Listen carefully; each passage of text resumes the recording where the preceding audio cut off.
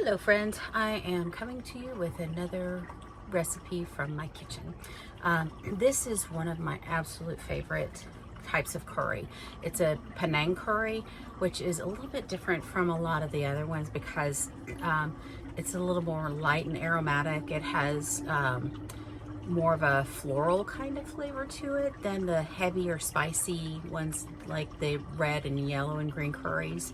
And so what I do, and I'm making this one with chicken and vegetables, and I'm gonna go ahead and just turn the video down here so you can see everything I've got going on. I have a breast cut up, and this is my attempt to make just enough for one person. I typically have difficulty in cooking for less than a crowd. So anyway, I put the chicken breast in here, and I'm taking a little bit of my Redmond sea salt, Redmond real salt, and then I'm going to brown that chicken, and then once I have that, I will add the sauce and the coconut milk and the other vegetables. I don't put the vegetables in until close to the end because they tend to get mushy, and I don't like that. So make sure I've got the heat up. And I'm using coconut oil in here. You can use any kind of oil. I just happen to have some that I left over from melting a little bit earlier, and so I'm just going to reuse it rather than trying with a different kind of oil. Plus, it also will go well with the coconut milk that is going into this as well. So while the chicken is cooking, I just want to show you, this is the type of sauce that I use for the Panang curry. It's something that you probably could make from scratch. I've found recipes for it online, but it has a lot of ingredients, and a lot of them are things that you wouldn't necessarily have on hand and aren't going to use very often, and they're not necessarily cheap. So a mix like this makes a lot more sense. But it has lemongrass and galangal, I think is what it's called, but I'm not sure. It's Galangal. So you take your best guess on that.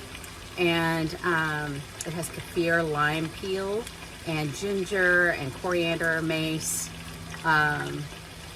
and a little bit of clove in there too. So it does have the spice of curries, but again with the kaffir lime leaf and the lemongrass, you're going to get something that's a little bit more. I get floral is like the only way I can think to describe it. So.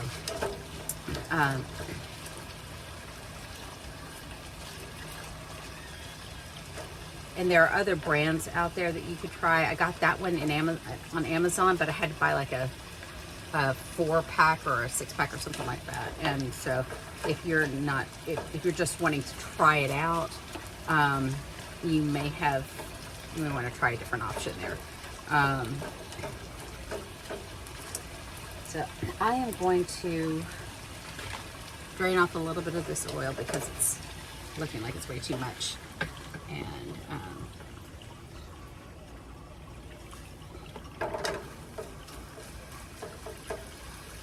And then I'm going to eyeball this. It says a tablespoon, and that's for like a lot more than I am actually using. So I'm going to use a teaspoon, and because it can be overpowering if you use too much.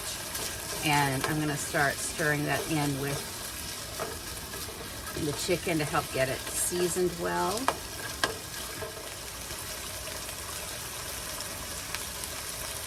And so now I'm actually using coconut cream because I thought I had a can of coconut milk, but it turned out to be coconut cream instead. So I'm just going to use a little bit of that, and then I'm going to thin that out with some chicken stock, just a little bit, because it's a bit thick there.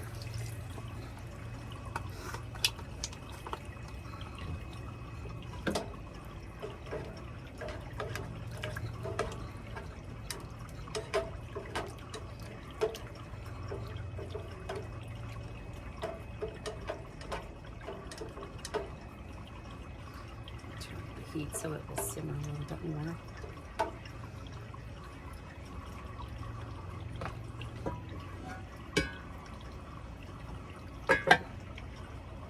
And now I'm going to add in the vegetables. I've already prepared, I have some cauliflower, broccoli, carrots, celery, and a little bit of onion. And lately I've been using little cipollini onions because they're the perfect size for one person. You know, if you buy a whole onion, unless you're making a big batch of food, it's always going to be too much, and then it sits and it gets old and funky before you use it again, and it's wasteful. So I found that those are really great, and I also have found a version of that size.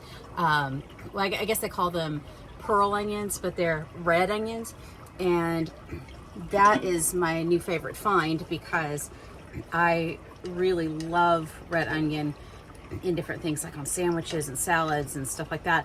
But you know, most of them grow really big, so it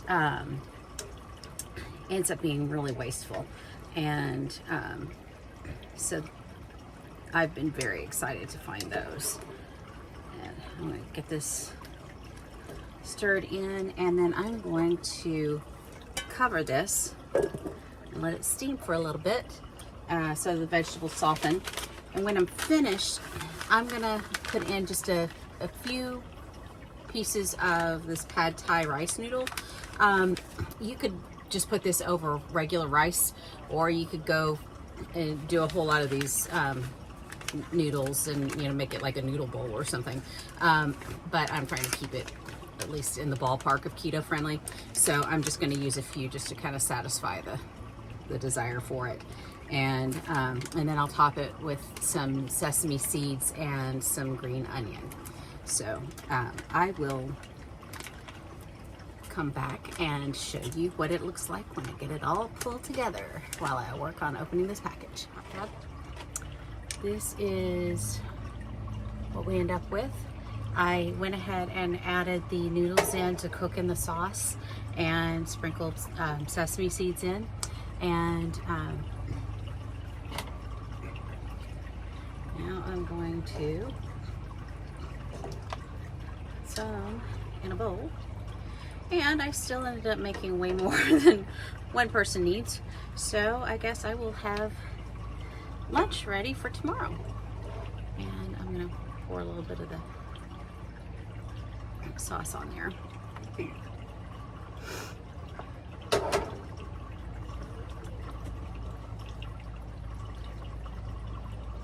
And then I have green onion on there. I'm going to go and enjoy my dinner. You guys have a great one. I'll be back with more recipes soon. Bye.